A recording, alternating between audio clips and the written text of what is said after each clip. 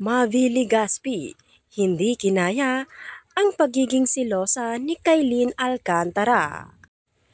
Isiniwalat ng showbiz columnist Christy Permin ang dahilan umano ng hiwalayan nina kapusok couple Mavi Legaspi at Kailin Alcantara sa isang episode ng Showbiz Now na noong Lunes, December 4. Ibinahagi ni Christy ang kanilang nalalaman mula sa kanyang impormante tungkol kina Mavi at Kailin. Hindi na kinaya ni Mavi ang pagiging silosa, insecure nitong si Kailin Alcantara. Hinahawakan daw siya sa leeg sa ad ni Christy.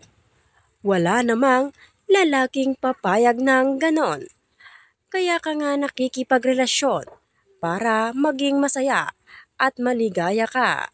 Sabi pa niya, matatandaang kasama rin sina Mavi at Kailin sa listahan ng mga magkakarelasyon na napapabalitang hiwalay na dahil sa cryptic post ng huli sa kanyang social media accounts. Lalo pang lumakas ang alingas-ngas na hiwalay na ang dalawa nang mag-post ng mensahe ang ina ni Mavi na si Carmina Villaruel na tila reaksyon umano sa breakup rumors ng anak nito at ni Kailin.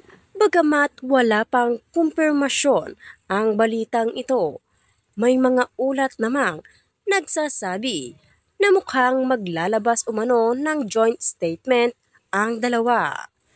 Nakakaintriga ang social media post ni Kailin at ng ina ni Mavi na si Carmina Villaruel.